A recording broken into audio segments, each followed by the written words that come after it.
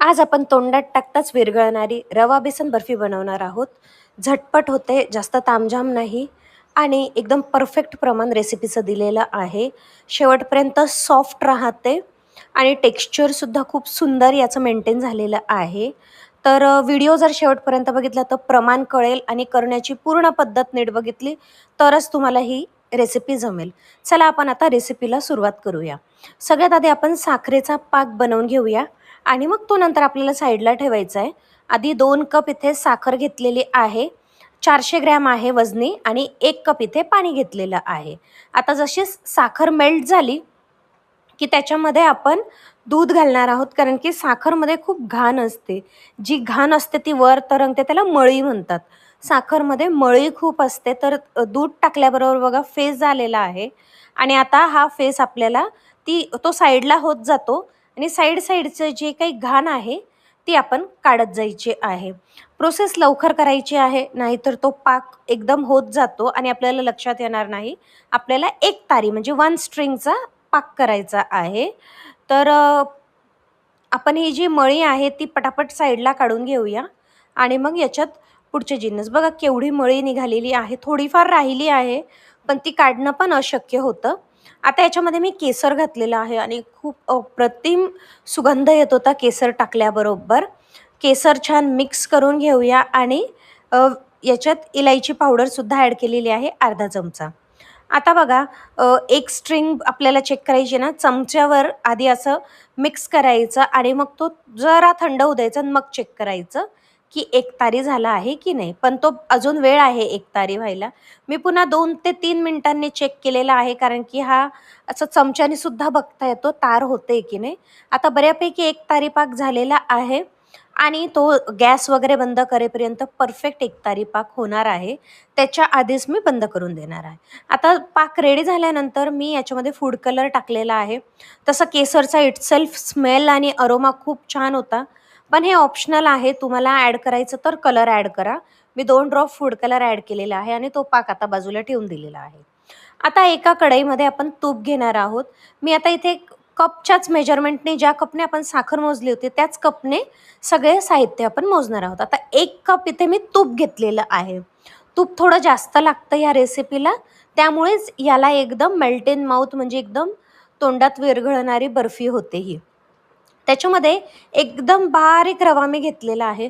माझ्याकडे चिरोटी रवा होता म्हणून घेतला, पण तुमच्याकडे नसेल तर तुम्ही मिक्सरला फिरवून घ्या, तो बारीक होतो. आता ह्या रव्याला आपण तुपामध्ये छान मिक्स करत 2च मिनटं भाजायचं आहे. रवा एकदम बारीक आहे आणि तूप भरपूर आहे, त्यामुळे 2 मिनिटात बघा एकदम छान रवा भाजला गेलेला आहे. आता याच्यामध्ये आपण 1 कप बेसन पीठ ॲड करणार आहोत. बेसन पीठ ॲड केल्याबरोबर आपल्याला गुठळ्या मोडत छान आपल्याला मिक्स करायचं आहे. सुरुवातीला आपल्याला वाटेल की तूप खूप जास्त आहे. इवन मलासुद्धा तसंच वाटत होतं की नाही, तूप माझ्याकडनं जास्त झालं की काय. पण रेसिपी पूर्ण होईपर्यंत तूप अगदी परफेक्ट प्रमाणात आहे आणि जसंच आपण खातो ना, तूपचं खूप छान तूपच तूप लागतं त्या बर्फीमध्ये. इतकं छान बर्फी रेडी झालेली असते. आता गुठळ्याही मोडायच्या आणि आपल्याला बेसनही छान भाजून घ्यायचं आहे. हे आपल्याला अंदाजे 15 ते 20 मिनिटं कंटिन्यू ढवळत आपल्याला भाजून घ्यायचं आहे. तूप जास्त प्रमाणात असल्यामुळे जास्त आपल्याला कष्ट नाही लागत. फक्त मिक्स करत जायचा आणि जसं मी सिलिकॉनचा स्पॅच्युला यूज केला आहे ना, खूपशा रेसिपीजमध्ये हा खूप हेल्पफुल होतो. बघा मी कुठलं प्रमोशन नाही करत आहे, पण माझं एक पर्सनल एक्सपिरियन्स सांगते. त्यामुळे मला खाली जळत नाही आणि छान रवा आणि बेसन एकजीव करायला मला मदत होते आहे. आता याचा कलर बऱ्यापैकी चेंज व्हायला लागलेला आहे. जसाच हलका ब्राउनिश टेक्स्चरवर आला की गॅस बंद करा. ही मी चूक केलेली आहे आणि मला ती दाखवायची आहे तुम्हाला. मी गॅस बंद केला नाही आणि जसाच मी साखरेचा पाक मी पुन्हा गरम केलेला. जसाच पाक गरम होतो ना गॅस बंद करून, तो आपल्याला बेसनाच्या याच्यात ओतायचा आहे. पण साखरेचं पाकाचं टेम्परेचर आणि बेसनचंही टेम्परेचर भरपूर होतं, म्हणून तो पाक असा उतू गेला जे काही होतं ते. पण मग आता मला लक्षात आलं की नाही, गॅस बंद करायचा आणि मग थोडं करत तो पाक टाकत जायचा. याच्याने आपला जो मिश्रण आहे, नाहीतर मग दुसरी गोष्ट भांडं मोठं घ्या, त्याच्याने सुद्धा ते इझी होईल. माझं एकदम कट टू कट भांडं आहे, त्यामुळे सुद्धा ते उतू गेलेलं आहे. पण बेसिकली गॅस बंद करूनच पाक ओतायचा आहे. आता याला छान मिक्स करत जायचं आहे. हा सेटल होत जातोय हळूहळू. पाक आणि रवा बेसन मिक्स होत जातं आहे आणि आता ते बऱ्यापैकी थंड व्हायला सुरुवात झाली. आता पुन्हा मी गॅस सुरू केलेला आहे. आता ती उतू जाणार नाही, कारण की ते एकजीव झालेलं आहे. माझ्या पातेल्यात काही पाक राहिलेला होता, तो सुद्धा मी व्यवस्थित टाकून घेतलेला आहे. कुठलंच वेस्टेज होणार नाही याची काळजी घ्यायची. आता छान मिक्स करत जायचं आहे आपल्याला आणि तो पाक जो आहे माझाच खालीसुद्धा माझा गॅस स्वच्छ होता, म्हणून मग मी खाली पडलेलं मिश्रण थोडंसं होतं ते मी टाकून घेतलेलं आहे. आता हे बघा, हे एकसंध होत जातं आहे. जसंच ते एकजीव व्हायला लागेल ना, की आपल्याला लक्षात येतं. हळूहळू मला स्पॅच्युला ज्यावेळी जड वाटायला लागला, आता बघा इझिली मिक्स होतं आहे, पण अजून 2 मिनिटांनी ते पाक टाकल्याबरोबर फार झालं तर 5 मिनिटं आपल्याला गॅसवर राहू द्यायचं आणि एकदम स्लो फ्लेमवर पूर्ण प्रोसेस या बर्फीची स्लो फ्लेमवर करायची आहे. इवन बेसन परतत असताना एकदम स्लो फ्लेमवर, रवा परतत असताना स्लो फ्लेमवर करायचा आहे. आता मला हा जड वाटायला लागलाय आणि जाणवायला लागतो तो, की हा आता घट्ट व्हायला लागलाय. त्यावेळी पटकन मी ताटाला तूप लावून रेडी केलेलं होतं.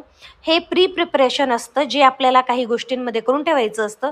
तसंच मी ताटाला तूप लावून ठेवलेलं होतं आणि पटकन हे मिश्रण मी त्या ताटामध्ये ओतून घेतलेलं आहे.